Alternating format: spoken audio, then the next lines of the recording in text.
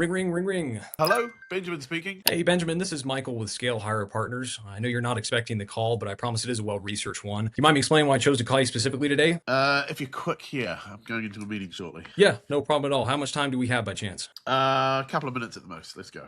Okay, we can make that work. Well, in the essence of full transparency here, this is a cold call, but I probably understand you not very happy with cold calls that don't have anything to do with your company. So the idea of why I'm calling here is to just understand a bit of your hiring process and see if what we have might be a decent fit for what you got going on. And with that being said, realistically here, I've been seeing you guys had a couple applications out for sales reps, rev ops, some customer support in there too. So is this about recruitment? Are you a recruiter? It's for, yes, correct, recruitment. Okay, well, we already have an internal recruitment team that handles all of our recruitment, so I'm not sure how this could be too relevant. Okay, well, I know as a VP of sales and operations over there, you probably don't have a ton to do with the actual recruitment side once they start to get hired. But I know what a lot of times what I see folks happen is that they get somebody who they didn't vet properly, and then it becomes either a mishire or some problems with performance and things like that. Is that something you guys have ran into in the past? I mean, it can happen, but let's cut to the chase. What is it you're trying to sell me? Okay. Well, what we do here at Scale Hire is we essentially vet your candidates for you. So when your team does end up reviewing them, we already know that they're prepared for and qualified for the position. We know that they're going to be more of a lasting partner for you guys rather than just a one and done. And then if you guys needed to bulk hire, let's say you're getting a big expansion, we can certainly throw folks in there. That way you can hire quickly and efficiently. Okay, well, that's kind of what the internal team does anyway. Their job is to filter out the crap and to put forward the good stuff. So, I mean, I'm not amenable to technology. Tell me this, so how do I know this is better than the people we're currently using to do this? Okay.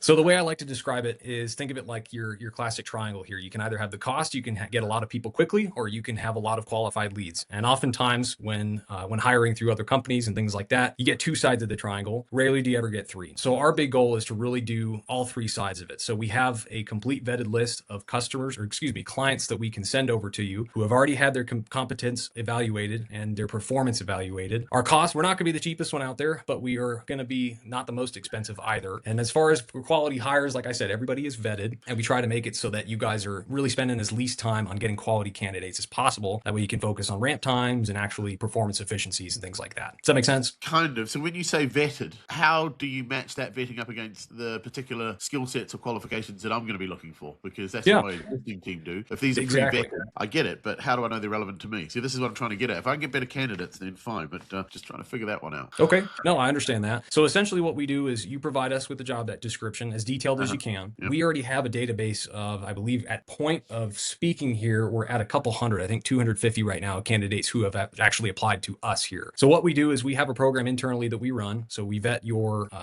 requirements versus the requirements that the candidate can bring to the table. Once it passes that automation test, we review it in person. So we go through it and make sure that we didn't miss anything from an automation standpoint, or like our tech platform. And once we find a potential hit for you guys, then we make the call to you guys. Usually that takes a couple of days. All right. Okay, fine. I got it. I gotta go. Oh, well, look, like I said, I do have to go.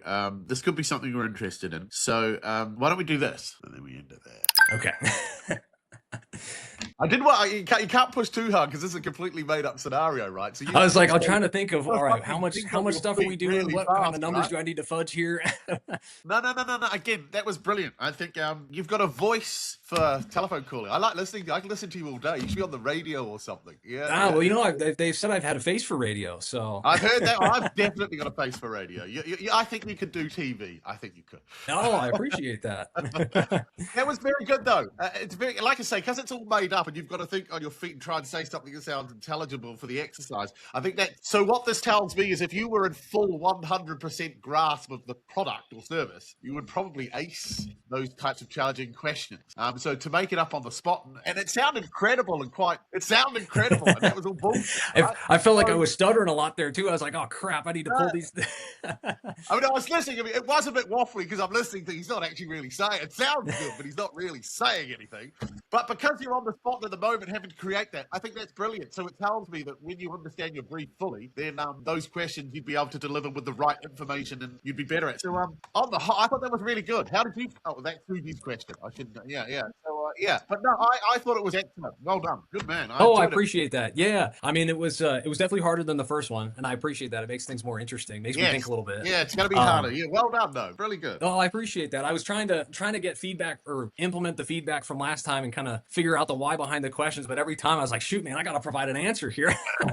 How do you feel you did in comparison to the last one? I think this one went a lot better only because I kind of knew what I was getting into. I say the prep work for both, I did about the same amount. You about half hour, 45 minutes of prep for each one. But when it comes to actually delivery, I thought that the confidence level in this one was a lot more just because I knew what I was getting into. How do you think Benjamin was to you? Oh, I loved it. I loved it. I mean, I think it was realistic though. I mean, the people who I work with are very often short. They don't have a lot of time. They don't really care if you have any, like you said, waffle. So I think it was very realistic and applicable to what we deal with realistically every day. Cool. Awesome.